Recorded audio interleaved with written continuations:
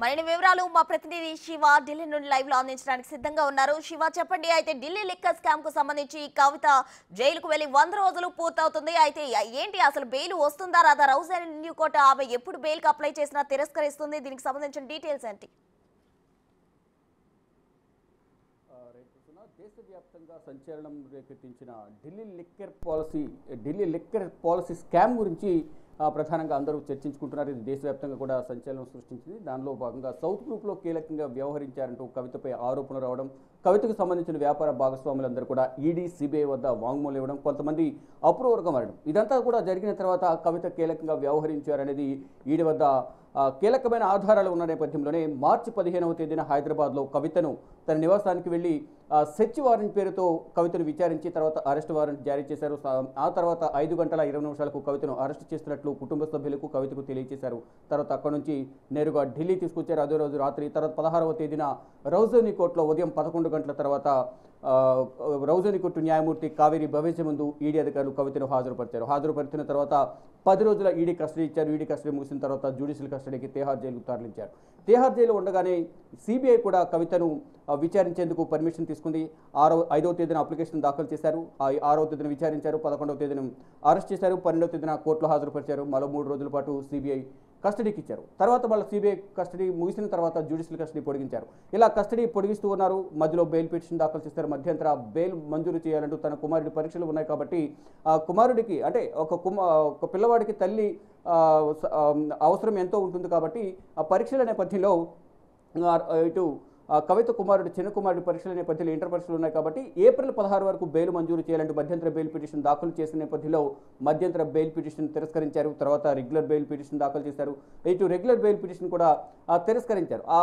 ఇటు మరోవైపు సిబిఐ కూడా అరెస్ట్ చేసిన నేపథ్యంలో 2 బెయిల్ పిటిషన్పై విచారణ కొనసాగించాలని తెలిపిన నేపథ్యంలో ఇక 2 బెయిల్ పిటిషన్లు కూడా విచారించిన రౌజనీ కోర్టు న్యాయమూర్తి కావేరి బవేజా ఏప్రిల్ 23వ తేదీన 2 బెయిల్ పిటిషన్లు కూడా తిరస్కరించిన నేపథ్యంలో ఢిల్లీ హైకోర్టును ఆశ్రయించారు. ఢిల్లీ హైకోర్టులో కూడా ఇరువురి వాదనలు విన్న తర్వాత ఇటు ఈడీ సిబిఐ అలాగే కవిత తరపున న్యాయవాదుల వాదనలు విన్న తర్వాత తీర్పును రిజర్వ్ చేశారు. ప్రజెంటు కవిత బెయిల్ బాల్ అనేది కోర్టులో ఉంది. తీర్పును రిజర్వ్ చేశారు. ఢిల్లీ కోర్టులో ఉంది. ఢిల్లీ హైకోర్టు న్యాయమూర్తి స్వర్ణకాంత శర్మ కవిత బెయిల్ పిటిషన్కు సంబంధించి తీర్పును రిజర్వ్ చేశారు.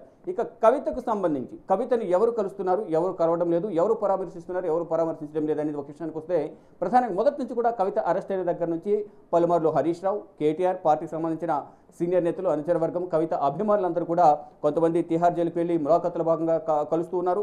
మరికొంతమంది ఆ కవితను రౌజనీ కోర్టుకు తీసుకొచ్చే సందర్భంలో ఆ కవితను కలుస్తూ ఉన్నారు. ఒకానొక సందర్భంలో కూడా కవితను రౌజనీ కోర్టులో కలిసేందుకు వస్తున్న సందర్భంలో ఇటు న్యాయమూర్తి కావేరి బవేజా కవితను వీడియో కాన్ఫరెన్స్ ద్వారా మాత్రమే హాజరుపరచాలంటూ కూడా ఆదేశాలు జారీ చేశారు. అంటే దానికి ప్రధాన కారణం సిబిఐ కస్టడీలో ఉండగా సిబిఐ కస్టడీ ముగిసిన తర్వాత రౌజనీ కోర్టుకు వచ్చిన సందర్భంలో కవిత మీడియాతో మాట్లాడుతూ జస్ట్ కోర్టు హాల్ దాటి బయటకు వస్తున్న సందర్భంలోనే 1 ఫీట్ బయటకు వేస్తున్న సందర్భంలోనే ఇది సిబిఐ కస్టడీ కాదు, బీజేపీ కస్టడీ.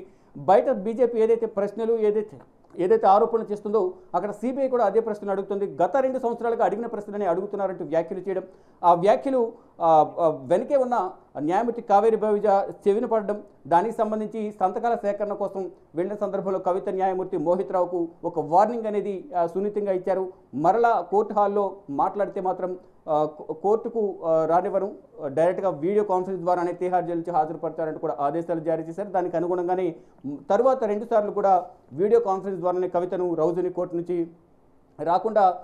కోర్టుకు రాకుండా తిహార్ జైలు అధికారులు వీడియో కాన్ఫరెన్స్ ద్వారా రౌజనీ కోర్టులో హాజరుపరిచిన నేపథ్యంలో తర్వాత 2వసారి ఆ కుటుంబ సభ్యులను కలిసేందుకు అవకాశం ఉంటుంది. అంటే మానసికంగా కొన్ని అనారోగ్య సమస్యలు ఉన్నాయి కాబట్టి కుటుంబ సభ్యులను కలవాలి, తన కుమారులను కలవాలి, తన సిస్టర్స్ని కలవాలని కోరిన నేపథ్యం అప్లికేషన్ పెట్టుకున్న నేపథ్యంలోనే మళ్ళా బయట ఎటువంటి వ్యాఖ్యలు చేయకుండా ఉంటేనే పర్మిషన్ ఇస్తారని చెప్పి పర్మిషన్ ఇచ్చారు. తర్వాత వచ్చిన సందర్భంలో కుటుంబ సభ్యులను అందరినీ కలిసారు. సందర్భంలో వారి చెల్లెళ్ళు కానీ కుమారులిద్దరూ, ఆమె భార్య, మరోవైపు ఇతర అనుచర వర్గం అని కూడా వచ్చిన సందర్భంలో వారందరినీ కూడా కలిశారు. ఇక తర్వాత ఇక్కడ కలవడం ఒక ఎత్తు అయితే ములాఖాతులో భాగంగా తిహార్ జైలుకి వెళ్ళి కలవడం ఒకటి.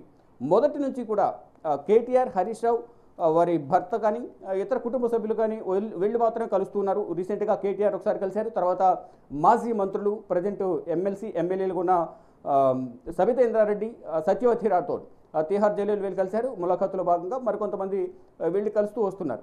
అది బాలకసుమన్ కానీ, మరోవైపు ఆర్ఎస్ ప్రవీణ్ కుమార్, వినోద్, అలాగే పలువురు వెళ్ళి కవితను తీహార్ జైలు కలుస్తున్నారు. కానీ ఇప్పటి వరకు కూడా తండ్రి కేసీఆర్ మాత్రం ఇప్పటి వరకు కవితతో ములాఖాత్ అయిన సందర్భాల్లో ఇటు తీహార్ జైలుకి వెళ్ళడం కానీ, మరోవైపు రౌజుని కోర్టుకు వచ్చి అక్కడ కలవడం కానీ ఇప్పటివరకు ఎటువంటిది జరగలేదు.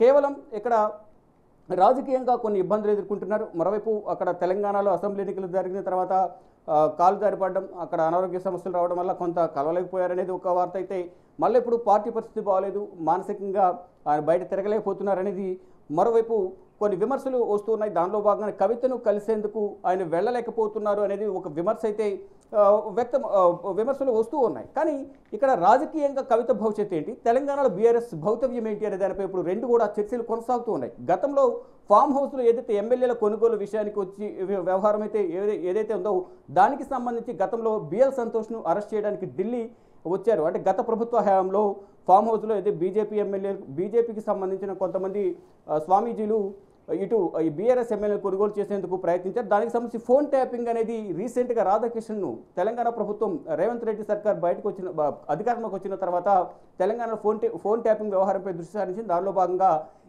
ఈ విషయాలన్నీ కూడా ఒక్కొక్కటి వెలుగులు చూశాయి. దానిలో భాగంగానే రాధాకృష్ణరావు ఇచ్చిన వాంగ్మూలం ఆధారంగా గతంలో ఏదైతే ఫోన్ ట్యాపింగ్ జరిగిందో ఫోన్ ట్యాపింగ్ సంబంధించి ఈ ఎమ్మెల్యే కొనుగోలు విషయానికి సంబంధించి బిఎల్ సంతోష్ హస్తం ఉందని వార్తలు వచ్చిన నేపథ్యంలో అరెస్ట్ చేసేందుకు హైదరాబాద్ వెళ్లారు. ప్రత్యేక విమానంలో ఢిల్లీ వచ్చారు. ఢిల్లీ వచ్చిన తర్వాత అక్కడ ప్రయత్నించినప్పటికీ బిఎల్ సంతోష్ ఆచూకీ దొరకలేదు. అరెస్ట్ చేయాలని ప్రయత్నించాము, కానీ అది వాయిదా పడింది అనేది ప్రధానంగా ఇటు రాధాకృష్ణరావు కూడా వాంగ్మూలం ఇచ్చారు.